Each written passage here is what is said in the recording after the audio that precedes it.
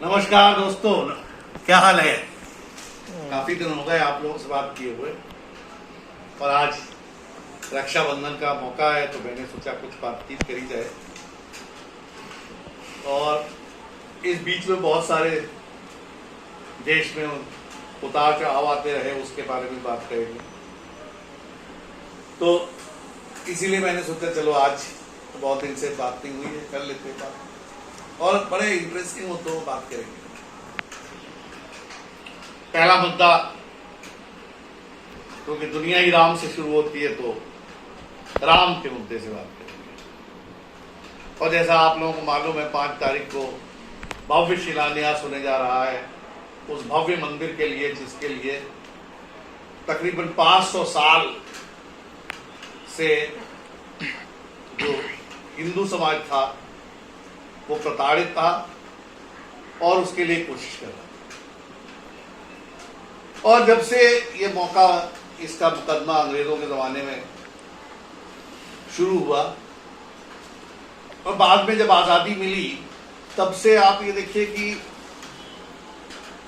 न्याय, हम लोग कहते हैं कि न्याय जो है बहुत अच्छा है, न्याय सबको मिलना चाहिए, बट न्याय के ऊपर भी अंकुश लगा के रखा गया और इस मुद्दे का की सुनवाई तक नहीं हो पा रही सुप्रीम कोर्ट में। ये स्थिति थी। न्यायालय को किस तरह से सरकारों ने कंट्रोल करके रखा। लेकिन ये बात दिखाती है कि जब अगर आपकी सरकार के अंदर पॉलिटिकल विल हो तो कुछ भी हो सकता है। और फिर एक समय आया जब न्यायालय ने कहा कि ठीक है, जो हो गया वो हो गया, लेकिन हम इसको रोज सुनवाई करेंगे और जजमेंट देंगे। और नेचुरली जब वहां पे मंदिर पहले था, एएसआई खुदाई में चीजें मिली थी तो मंदिर के पक्ष में ही जजमेंट आना था। और आज भव्य मंदिर बनने जा रहा है, लेकिन उन लोगों के लिए बड़ा प्रॉब्लम हो गया है जो कल को कहते थे कोर्ट में सुनवाई मत करिए साहब, जो कल को कहते थे कि राम तो एक काल्पनिक का व्यक्ति है, इनके ऊपर सुनवाई करके क्या होगा, जो कहते थे कि राम सेतु को तोड़ दो, सेतु समुद्रम प्रोजेक्ट आ गया, तो ऐसे लोगों के मुंह पे तमाचा है। अब ऐसे ही लोग कह रहे हैं कि हमें बुलाया नहीं जा रहा, भाई हमें नहीं बुलाया जा रहा, राम जी की पूजा हो रही, हमें नहीं बुलाया जा रहा। तो ऐसे लोगों को कैसे बुलाया जाएगा। कल तक तो आप लोग कहते थे कि राम एग्जिस्ट ही नहीं करते, और आज जो है आप जो चाहते हैं कि राम के उत्सव में आपको बुलाया जाए। राम आपको नहीं कतई बुलाएंगे। जब आपने रावण की सेना के वाले काम किए हैं तो राम कैसे बुला लेंगे। तो भव्य मंदिर बन रहा है साहब, तो जय श्री राम, जय श्री राम। और जो कहते थे मंदिर वहीं बनाएंगे और तारीख नहीं बताएंगे, तो वो सब नोट कर लें कि मंदिर भी वहीं बनाएंगे और 5 तारीख से उसकी शिलान्यास भी करेंगे, तारीख भी बता रहे हैं। अरे मैंने तो अपनी जवानी में वो समय देखा हुआ है जब किस तरह से लाठियां चली राम भक्तों के ऊपर, मेरे ऊपर भी चली, किस तरह से गोलियां चली राम भक्तों के ऊपर। तो वो समय मैंने देखा हुआ है। और इसलिए जब आज राम मंदिर बन रहा है तो मुझे लगता है कि ऐसे जो काल्पनिक हिंदू हैं, जो अपने आप जो कहते थे राम काल्पनिक हैं, ऐसे ही लोगों को आज जलन हो रही है। बाकी सब बहुत खुश हैं, सच्चा हिंदू बहुत खुश है। कुछ और नई चीजें हुई इस बीच में। पहली बार चीन जो है हमारी धरती से पीछे हट गया, लेकिन फिर वही सूडो सिकुलर, सूडो चाइनीज लोग आ जाते हैं।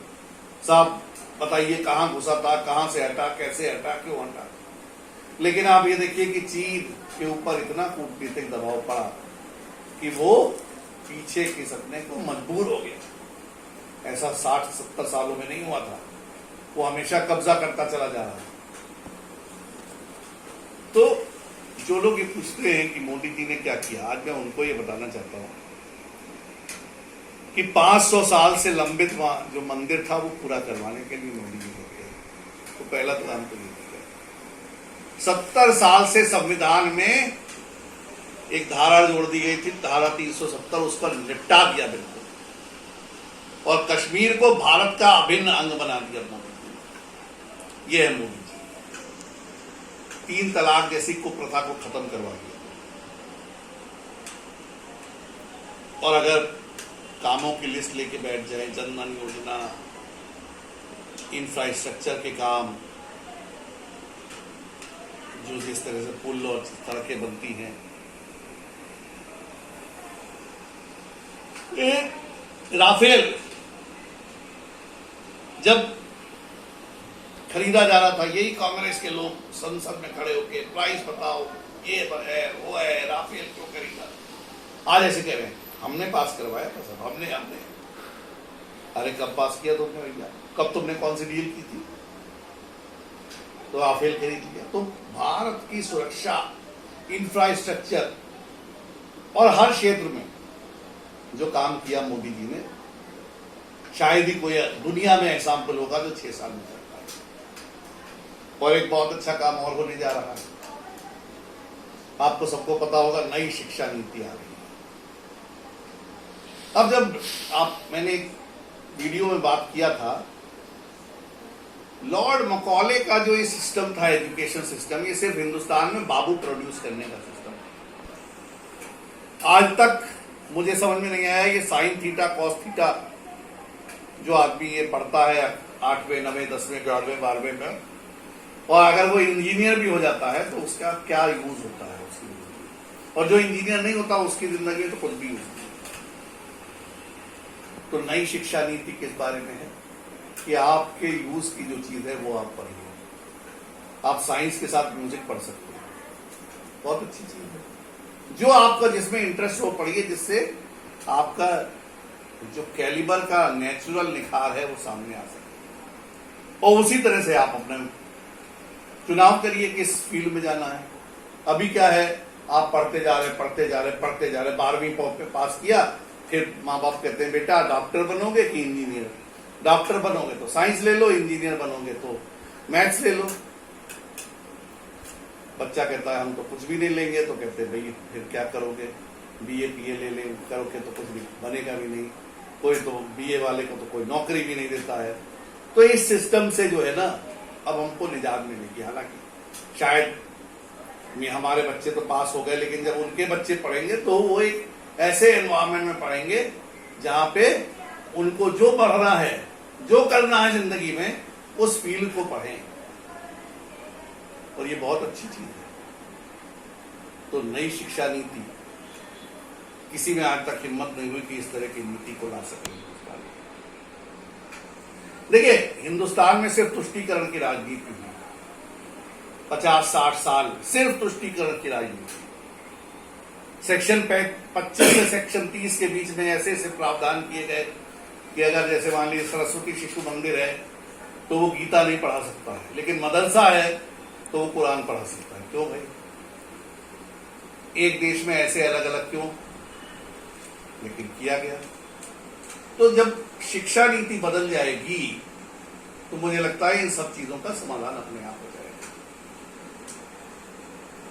और एक चीज जो और बहुत इंपॉर्टेंट करनी है वो है, 2 चीजें करनी है वो सरकार को। एक तो जनसंख्या नियंत्रण कानून, क्योंकि इस देश में क्या हो रहा है कि 2 बच्चे वाले तो टैक्स दे रहे हैं और 6 बच्चे वाले सब्सिडी ले रहे हैं।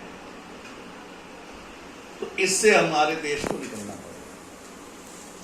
और दूसरा बहुत इंपॉर्टेंट इशू है, वो है आरक्षण को खत्म करना। आरक्षण को खत्म करेंगे तभी हम एक्चुअल टैलेंट को आगे बढ़ा सकते। हालांकि नई शिक्षा नीति जब आ जाएगी तो शायद आरक्षण रहे भी, तब भी इतना फर्क नहीं पड़ेगा, क्योंकि जिसके पास जो टैलेंट है वो उस फील्ड में चला जाएगा। तो ये बहुत इंपॉर्टेंट 2 चीजें अभी सरकार को करनी है। लेकिन वाकई 6 साल में जो कर दिखाया है, ये दिखाता है कि अगर आपके पास विल है कुछ करने की तो आप सब कुछ कर सकते हैं। आप चीन को भी पीछे खदेड़ सकते हैं। अगर आपके पास विल है कुछ करने की, तो संसद में आप कोई भी कानून पास करा सकते हैं, भले आपके पास नंबर कम हो। बहुत सारे सुधार इस देश में भी बाकी है। इलेक्शन में कई बार क्या होता है, 10% वोट लेने वाले को भी पीएमपी बन जाता है, एमएलए बन जाता है। इस तरह के बहुत सारे सुधार हैं, बट वो आगे बात है। बट आज जो नई शिक्षा नीति में बदलाव होने की बात है, ये बहुत अच्छे बदलाव है और बहुत इसके लिए करेज चाहिए ऐसा कुछ करने के लिए। आज देखिए, पिछले 6 साल में कोई भी आतंकवादी कश्मीर पार नहीं कर पाया, वहीं निपटा दिया गया। नहीं तो हर होली दिवाली दिल्ली बंबई में बम फटते थे। आज 6 साल में मैंने कहा, जैसे धारा 370, राम मंदिर जैसे इश्यूज सॉल्व हो चुके हैं। आज देश को जरूरत है अपने प्रधानमंत्री के पीछे खड़े होने की। अगर देश प्रधानमंत्री के पीछे खड़ा है तो ये देश तरक्की करता जाएगा, ये पक्का है। क्योंकि विजन की बात जब होती है, बहुतों के पास होता है विजन, मैं ये कर लूंगा, मैं वो कर लूंगा, लेकिन विजन का जब इंप्लीमेंटेशन की बात होती है तो सिर्फ मोदी जी दिखते हैं जिनके अंदर ये क्षमता है। लोग बहुत सारे फेसबुक पे, इस पे, उस पे कमेंट करते रहते हैं, साहब अरे साहब, अभी क्योंकि हिंदुस्तान में तलवे चाटू बहुत बचे हुए हैं ना, अरे साहब नेहरू जी ने जो है एम्स बना दिया साहब। अरे नेहरू जी ने एम्स बना दिया तो कौन सा बड़ा उन्होंने देश के ऊपर उपकार कर दिया, देश के 2 टुकड़े भी तो करवा दिए। देश में हिंदू और मुसलमान के लिए अलग अलग कानून भी तो बना दिया। देश को बांट के रख दिया, सिर्फ क्यों? अपनी सत्ता चलाने। तो आज देश के पास एक बहुत मजबूत लीडरशिप है और मैं बार बार देशवासियों को कहता हूं, इस लीडरशिप के साथ अगर आप खड़े रहेंगे तो ये देश प्रगति करता जाएगा और आने वाले समय में ये जरूर है कि एक बार फिर भारत सोने की चिड़िया कहलाएगा। इसी के साथ वंदे मातरम, जय श्री राम, और हम लोग फिर अब जल्दी जल्दी मिलते रहेंगे। नमस्कार दोस्तों।